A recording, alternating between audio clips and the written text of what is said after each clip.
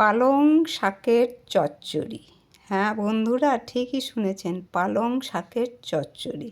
সেটা হবে এই চিংড়ি মাছ দিয়ে। তো শীতকালে তো নানা রকম সবজি ওঠে, আর সেই সবজি দিয়ে নানা রকম তরকারি রান্না করা যায়। শীতকাল মানে নানা রকম সবজি খাওয়ার দিন। তো আমি আজকে পালং শাকের এই চচ্চড়ি রান্না করছি চিংড়ি মাছ দিয়ে। তো কারা কারা খেতে ভালোবাসো পালং শাকের চচ্চড়ি জানিও। শীতকাল মানেই নানা রকমের শাক সবজি, তো খেলেও হজম হয় ভালো।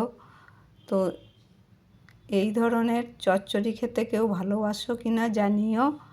এই এক চচ্চড়িতে বাজিমাত, পড়ে থাকবে না পাতে একটিও ভাত। শীতকালে নানা রকমের চচ্চড়ি হয় সবজি দিয়ে।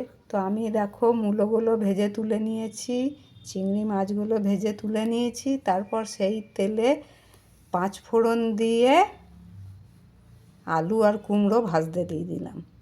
তো আমি স্কুল যাব, তাই আমার তাড়া আছে, কাঁচা লঙ্কাও দিয়ে দিলাম।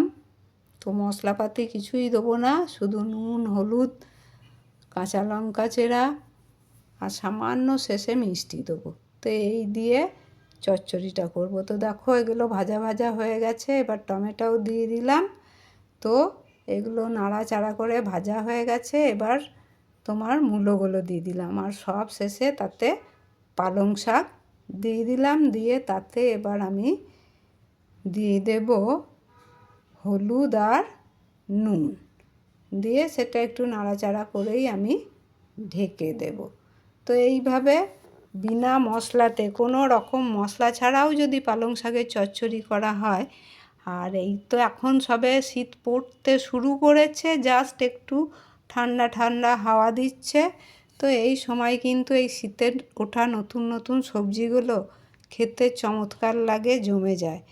তো নতুন সবজি দিয়ে যদি ভাত খাওয়া হয় খুব ভালো লাগবে।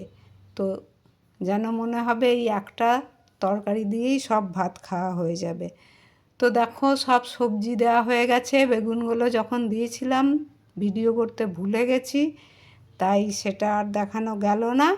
তো সব শেষে আমি সব কিছু হয়ে যাওয়ার পরে চিংড়ি মাছগুলো দিয়ে এবার নাড়াচাড়া করে নিচ্ছি। দিয়ে এবার যে দেখছো রসটা আছে ঝোল ঝোল, সেটাকে টানিয়ে নেবো, শুকনো শুকনো করে নেবো। তো তোমরা এবার দেখে জানাবে যে আমার এই পালং শাকের চচ্চড়িটা দেখতে কেমন হয়েছে। তো বন্ধুরা দেখো কুমড়ো টুমড়ো সবই গোটা গোটা আছে, কিন্তু কিছু গলে মিশে যায়নি সেইভাবে, তাই না? তো এই দেখো সব শেষে আমি একটুখানি মিষ্টি দিয়ে দিলাম। তো রেডি হয়ে গেল আমার পালং শাকের চচ্চড়ি। তো এক চচ্চড়িতে বাজিমাত, পড়ে থাকবে না পাতে একটিও ভাত। তো এই যে আমি আজকে দিয়েছি ক্যাপশনটা, তোমাদের কেমন লাগলো সেটা কিন্তু অবশ্যই অবশ্যই জানিও। সকলে ভালো থাকবে।